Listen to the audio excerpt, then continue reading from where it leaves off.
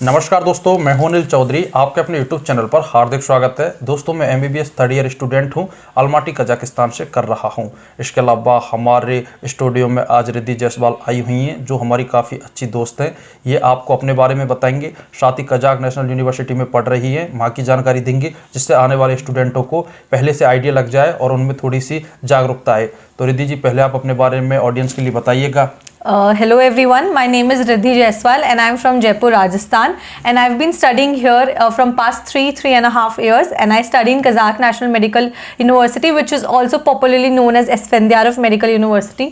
रिद्धि जी, मैं आपसे ये पूछना चाहूँगा कि कजाक नेशनल का मैंने बहुत ज़्यादा नाम सुना है। मैं भी एडमिशन का काम करता हूँ। अपन एवरेज निकालें तो 10 स्टूडेंटों से 7 स्टूडेंट इसी कॉलेज की इंक्वायरी करते हैं, और आप इसमें अभी करंटली पढ़ रही हो। तो आप एक बार ऑडियंस के लिए बताइएगा कि रियल में ये कॉलेज इतनी इज्जत रेस्पेक्ट डिजर्व करता है या कुछ कमियाँ हैं? आपका क्या कहना है इसके ऊपर? मैं ये कहना चाहूँगी कि in terms of academics, in terms of facility, quality of education, Kazakh national medical university top पे आता है। और यहाँ ही नहीं, अगर आप फॉरेन में किसी भी कहीं भी जा रहे हैं, जैसे आप चाइना जा रहे हैं या बांग्लादेश जा रहे हैं या फिलीपींस जा रहे हैं, कजाकिस्तान एक ऐसा कंट्री है जो बहुत सेफ़ है, जहाँ की क्वालिटी ऑफ एजुकेशन बाकी देशों से ज़्यादा अच्छी है। और बात की जाए मेरी यूनिवर्सिटी की, वो कजाकिस्तान की टॉप यूनिवर्सिटीज़ में आती है। जो यहाँ की जो लेक्चरर्स है, प्रोफेसर्स है, जो डॉक्टर्स है, वो काफ़ी एक्सपीरियंस्ड है, क्योंकि ये जो यूनिवर्सिटी है 90s में बनी हुई है। तो ये काफ़ी, जैसे कहते हैं ना, ओल्ड इज़ गोल्ड। तो ये बहुत पुरानी यूनिवर्सिटी है। जितने ज़्यादा पुराने टीचर्स, डॉक्टर्स, उतने ज़्यादा एक्सपीरियंस है, वो उतनी ही अच्छे से हमें पढ़ाते, एक्सपीरियंस देते हैं, डीप नॉलेज है। और बात की जाए कि आप इंडिया में जाके किसी से पूछेंगे, जो फॉरेन मेडिकल ग्रेजुएट्स हैं, वो ज़्यादातर आपको यही प्रेफर करेंगे कि आप कजाकिस्तान में पढ़िए इन टर्म्स ऑफ एजुकेशन, क्योंकि क्वालिटी होती है, क्वालिटी मैटर करती है। और इसके अलावा रिद्धि, आपने बहुत अच्छा बताया। और मैं पूछना चाहूँगा कि जैसे ऑलमोस्ट स्टूडेंट जब बायो लेते हैं तो वो डिसाइड कर लेते हैं हमें डॉक्टर बनना है। सभी पहले इंडिया में ट्राई करते हैं और उनका वहाँ सिलेक्शन नहीं हो पाता, चाहे उसके पीछे कोई भी कारण रहा हो, हम उन पर चर्चा नहीं करेंगे, लेकिन वो यहाँ आ जाते हैं। तो क्या उनका इंडिया में सिलेक्शन नहीं हुआ और वो यहाँ आ गए, क्या उसकी भरपाई हो जाती है या फिर कहीं ना कहीं कमी रह जाती है? आपको क्या लगता है इसके बारे में? मैं कहना चाहूँगी कि काफ़ी हद तक भरपाई हो जाती है। एक स्टूडेंट को खुद से तो पढ़ना पड़ता है। आप चाहे इंडिया में पढ़े, आप यहाँ पे पढ़े, आपका अगर आपने खुद के एफर्ट्स नहीं करे, आपका खुद का दिमाग नहीं है, खुद के एफर्ट्स नहीं है, टाइम नहीं है, तो सब चीज़ें वेस्ट है। तो टीचर्स तो आपको हर जगह मिल जाएंगे, बट आपको खुद को तो एक बात है ही कि आपको एफर्ट करना पड़ेगा, परिश्रम करना पड़ेगा। और दूसरी चीज़ ये है कि जो फॉरेन मेडिकल यहाँ पे जो यूनिवर्सिटी है, तो एक काफ़ी सारे कॉलेजेस हैं जैसे, बट ये जो कजाक नेशनल मेडिकल यूनिवर्सिटी है, ये अपने यूनिकनेस और जो डेप्थ नॉलेज होती है उसकी वजह से ही ये अच्छी क्वालिटी में मतलब मानी जाती है कि सबसे बेस्ट यूनिवर्सिटी है यहाँ की।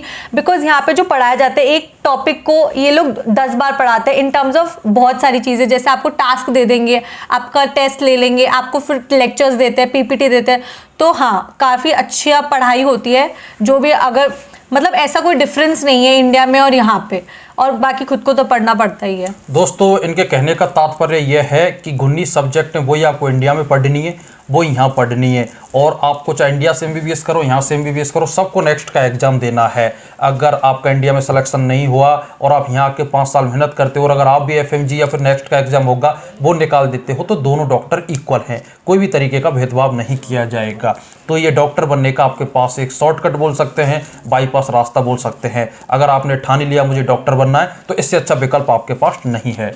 इसके अलावा रिद्धि, सबसे जो इम्पोर्टेंट क्वेश्चन था कि आज हमारे समाज में कई जगह मैं अच्छी फैमिलियों को जानता हूँ, या ग्रामीण एरिया या उनको बैकवर्ड एरिया कहते हैं, वहाँ लड़कियों को नहीं पढ़ाया जाता, या फिर पढ़ाया जाता है तो वो बेसिक नॉलेज या बेसिक शिक्षा, जैसे BA करा दी, BSc करा दी, फिर शादी कर दी, B.Ed करा दी, जस्ट समझ गए कर्मचारी टाइप के लेवल का पढ़ाया जाता है।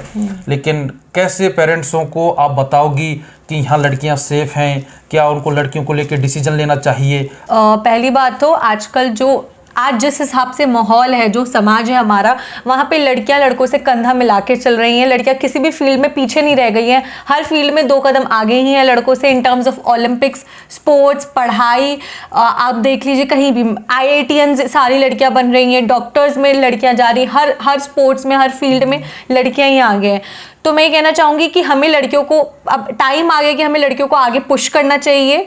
और एजुकेशन ये बेसिक की है, एक मॉरल अधिकार, एक मॉरल राइट होता है सबका, वो किसी से भी छीनना नहीं चाहिए और लड़कियों को बहुत ज़रूरत है आगे बढ़ने की। तो मैं यही सबसे बोलूँगी कि प्लीज़ जितनी भी लड़कियाँ हैं, आपकी मदर्स हो, आपकी डॉटर्स हो, आपके रिलेटिव्स हो, आप उनको पुश करो, आगे बढ़ाओ, क्योंकि अब टाइम आ गया है कि हम हमारी औरतों को भी आगे पुश करें।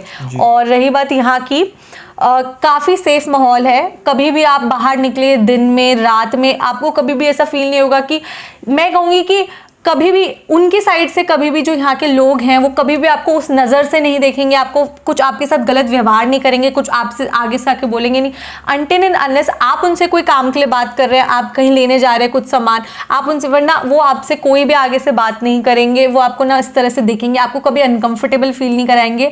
और हाँ, बहुत सेफ है, अगर आप रात में भी निकल रहे हैं एज अ गर्ल, आप कहीं भी बाहर जा रहे हैं कुछ सामान लेने, तो हाँ, ऐसा कुछ भी नहीं होता है कि आपके साथ कुछ गलत मिसबिहेव होगा, कहीं आपको छेड़खानी होगी, ऐसा बिल्कुल भी नहीं। और इसके अलावा रिद्धि, मैं आपसे पूछना चाहूँगा कि जो स्टूडेंट अभी कोचिंग करते हैं या बायो लेते हैं, उनके दिमाग में ये डाल दिया जाता है कि मेडिकल कॉलेज में आप जाओगे, आपके साथ रैगिंग होगी, आपको जो सीनियर हैं वो फिजिकली या फिर वर्बल टॉर्चर करेंगे या फिर आपसे कुछ काम कराएंगे, आपको दबा के रखेंगे। तो आपने जूनियर वाला फेज भी देखा है, आज आप सीनियर हो, तो आप क्या कहना चाहोगी, ऐसा कुछ यहाँ होता है या नहीं होता? ऐसा बिल्कुल कुछ नहीं होता है, बिकॉज अगर ऐसा कोई कुछ एंटी रैगिंग सिस्टम आ चुका है हमारे मेडिकल फील्ड में और ये इंडिया में भी अप्लाइड होता है, जैसे हालांकि इंडिया में हो जाता है इंडिया में, बट यहाँ पे इट इज़ स्ट्रिक्टली बैंड, यहाँ पे ऐसा बिल्कुल कुछ नहीं होता है, रैगिंग का आर भी नहीं होता है यहाँ पे। और अगर कोई रैगिंग करता भी है बच्चा तो उसके अगेंस्ट जल्दी से जल्दी कार्रवाई की जाती है, जैसे कहे अगेंस्ट, उनके अगेंस्ट चीज़ें हुई जाती है, जैसे डिपोर्ट भी कर दिया जाता है काफ़ी बच्चों को अगर ज़्यादा मिसबिहेव हुआ जूनियर्स के साथ।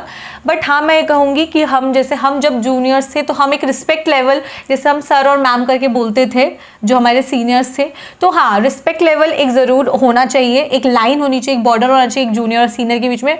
बट कभी भी ऐसा फील नहीं करवाया जाता है कि मैं तुमसे बड़ा हूं या तुम मुझसे छोटे हो तो मैं किसी तरह का तुम्हारे ऊपर दबाव डालूंगा, ऐसा कुछ नहीं होता है। दोस्तों, इनके कहने का तात्पर्य यह है कि जूनियर हो या सीनियर हो, अगर आप रेस्पेक्ट दोगे तो आपको मिलेगी, क्योंकि आजकल जूनियर भी बहुत अच्छे आ रहे हैं अगर हम उनसे अच्छे से बात करते हैं, क्योंकि अभी हम भी सीनियर हैं तो बहुत अच्छे बात करते हैं। अगर आप उनको परेशान करोगे तो हो सकता है वो दिखाने के लिए आपके मुंह पे आपकी रेस्पेक्ट करें, लेकिन पीछे से गालियाँ ही देंगे। तो आप किसी भी मेडिकल कॉलेज में सीनियर हो तो जूनियर को अगर आप छोटे भाई की तरह हैंडल करोगे तो आपको बहुत अच्छा रेस्पॉन्स आएगा। इसके अलावा रिद्धि, आप यहाँ जैसे अपन राजस्थान के ऑलमोस्ट बच्चे यहाँ अलमाटी में राजस्थान के हैं, और राजस्थान के अगर टेम्परेचर की बात करें तो 25 to 30 एक एवरेज टेम्परेचर आता है, और अपन अलमाटी की बात करें, ये शीतोष्ण ये यहाँ इन्वायरमेंट है, तो यहाँ का टेम्परेचर लगभग 5 डिग्री -5 0 समथिंग ऐसा रहता है। तो कितना प्रॉब्लम आती है जब एनवायरनमेंट चेंज होता है, तो ऐसा क्या करना चाहिए, इसके बारे में स्टूडेंट को आप बताओ कि वो एनवायरनमेंट से भी उनका समझौता हो जाए और उनको जो ये सपना देखा ये भी उनका पूर्ण हो जाए। देखिए दोस्तों, जैसे कि अगर आप आपका इंडिया में सिलेक्शन या बाहर आ रहा है कोई ना कोई रीज़न की वजह से, तो आपको थोड़े एडजस्टमेंट्स तो करने ही पड़ेंगे।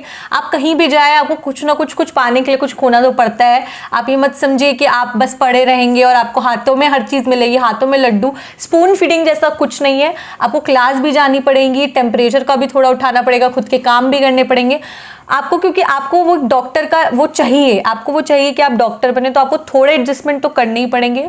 तो बात की जाए मौसम की, हाँ, सर्दियों का मौसम ज़्यादा रहता है यहाँ पे, जैसे 12 महीने में 8 महीने अप्रॉक्स विंटर्स रहते हैं, बट वो इतना कुछ अफेक्ट नहीं करते आपकी हेल्थ को अगर आप अपने आप को कवर्ड रखें, आप ये फैशन में ना रहें, ऐसे कपड़े ना पहने, पतले कपड़े कॉटन, तो आप मोटे कपड़े पहने, जैकेट्स पहने, ग्लव्स पहने, टोपा पहने, तो हाँ आप कवर्ड रहेंगे तो काफ़ी हेल्पफुल होगी। और वार्म, जैसे आप गर्म पानी पिए, आपको खुद का सेहत का ध्यान तो आपको खुद को ही रखना पड़ेगा, ये तो आपके पेरेंट्स करने नहीं आएंगे आपके लिए यहाँ पे कि आपको ये कर दिया वो कर दिया, वो तो आपको खुद को कवर्ड रहना पड़ेगा। और इसके अलावा मैं ऑडियंस आपके लिए बताना चाहूँगा कि जैसे आप अदर कंट्री के होते और इंडिया MBBS करने आते तो सबसे बढ़िया पॉपुलर जो सिटी है दिल्ली या मुंबई, तो आप यहाँ से MBBS करो तो आपको बहुत फ़ायदा रहता है, चाहे वो यातायात हो या फिर कैपिटल डेवलप है। काफ़ी लोग अब ऐसे नहीं कोई इंडिया आए और अपने जैसलमेर से MBBS करे या फिर किसी उत्तर प्रदेश के छोटे शहर से, तो ये अलमाटी यहाँ का कैपिटल नहीं है, लेकिन जैसे मुंबई इंडिया का कैपिटल नहीं है, लेकिन कई जगह दिल्ली से भी आगे है। तो ऐसे अलमाटी यहाँ का बहुत ही अच्छी सिटी है, बहुत खूबसूरत सिटी है। तो रिद्धि, आप अलमाटी के बारे में क्या बताओगे कि कैसा शहर है ये? Almaty is a very beautiful place, पहाड़ों के बीच में सिचुएटेड है। It has a very nice warm nature, मतलब नेचर वाइज आपका जैसे आप एक हिल स्टेशन में आप छुट्टियां जब मनाने जाते हो तो आपको कैसा फील होता है, पहाड़ दिख रहे हैं, वाइट स्नो दिख रही है, माहौल अच्छा है, एटमॉस्फेयर अच्छा है, लोग अच्छे हैं, तो वैसा ही एटमॉस्फेयर और टेम्परेचर और आप कहेंगे इन्वायरमेंट अलमाटी का है। बहुत अच्छे लोग हैं, बहुत वेलकमिंग लोग हैं, आपसे कभी बदतमीजी आपके आगे से छेड़छाड़ नहीं करेंगे। टेम्परेचर भी बहुत अच्छा है, बीच में रहता है, ज़्यादा गर्मी ना ज़्यादा ठंड, कंट्रोलेबल है। और पहाड़ों का व्यू तो ऑब्वियसली व्यू की वजह से अलमाटी जाना जाता है। तो हाँ, काफ़ी तो अच्छा दोस्तों अलमाटी बहुत अच्छी सिटी है। इसके अलावा जो पेरेंट्स पढ़ाई का लेवल सबसे पहले चेक करते हैं, पढ़ाई इंपॉर्टेंट है, उसके अलावा होता है रहना और खाना। अब देखो हर हॉस्टल का हर जगह का अलग अलग सिस्टम है, ऐसा नहीं है कि सभी जगह सेम है। लेकिन रिद्धि, हम लगभग 3rd ईयर कंप्लीट होने पर है, तो हमें ऑलमोस्ट यहाँ का माहौल सब चीज़ पता चल गया। तो आप रहने और खाने को लेके क्या कहना चाहोगे पेरेंट्स से? यहाँ पे बहुत सारे, अगर आप बाहर खाना चाहते हो, जैसे आप मिस करते हो कभी कभी कि कभी हम समोसे खा लें, हम कुछ खा लें, ऐसे बहुत आउटलेट्स हैं यहाँ पे। जय हो करके भी एक आउटलेट है, और यहाँ पे 7 से 8 करीबन रेस्टोरेंट हैं, इंडियन रेस्टोरेंट। तो आपका कभी बर्थडे पार्टी सेलिब्रेट करने का मन हुआ, कोई स्पेशल ओकेजन हुआ, तो आप इंडियन रेस्टोरेंट्स में खा सकते हैं। रही बात खाने की, जैसे बाहर रोज़ भी नहीं खाया जाता, तो आप मेस में खाएंगे जब आप फर्स्ट ईयर में आएंगे, क्योंकि किसी को अगर जिसको खाना बनाना आता है वो खुद से भी बना सकता है अपना टेस्ट के अकॉर्डिंग। बट जो लोग हैं जिनको चाहिए कि जल्दी हाथों में मिल जाए, टाइम वेस्ट ना हो ज़्यादा खाना बनाने में, क्योंकि पढ़ाई पे ज़्यादा टाइम देना होना है, वो मेस ले सकते हैं, और मेस प्रोवाइड करवाएंगे अनिल सर। और इसके अलावा रहने के बारे में बताओ कि रहने के लिए क्या फैसिलिटी दी जाती है यहाँ, क्योंकि रहना भी देखो तीनों चीज़ इंपॉर्टेंट है, खाना, रहना और एजुकेशन। अगर ये तीनों चीज़ आपके लिए बेस्ट मिल रही है, फिर चौथी चीज़ से आप कॉम्प्रोमाइज़ कर सकते हो। अगर इन तीनों में कमी है तो मुझे नहीं लगता कि फिर आप अच्छे से सर्वाइव कर पाओगे, फिर आपको कहीं ना कहीं टेंशन रहेगी। तो रहने के बारे में आपको क्या व्यवस्था लगी है, स्टूडेंटों के लिए कैसा माहौल दिया जाता है? यहाँ पे हॉस्टल प्रोवाइडेड है, जो कि आप प्रोवाइड करवा ही देंगे। तो हॉस्टल में काफ़ी अच्छा माहौल है, काफ़ी लोग हैं, अलग अलग जगह से लोग आते हैं, जैसे साउथ से लोग आते हैं, नॉर्थ से, ईस्ट से, वेस्ट से लोग आते हैं, आपको नए नए लोग मिलते हैं, आप उनसे बात करते हो।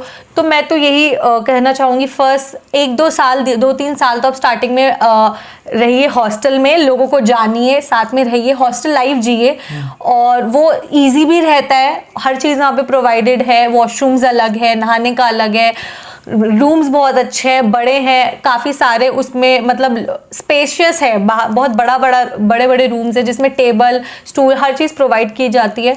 तो हाँ, रहने का भी काफ़ी अच्छा है, जो आपको एकदम घर जैसा फील आएगा अलमाटी में। इसके अलावा रिद्धि, लास्ट क्वेश्चन मेरा और बहुत इंपॉर्टेंट है, और ऑडियंस अब इसी का इंतजार कर रही होगी कि आपको पता है नीट के एग्जाम में लगभग 16 लाख स्टूडेंट बैठते हैं, जो कि बहुत बड़ा अमाउंट है।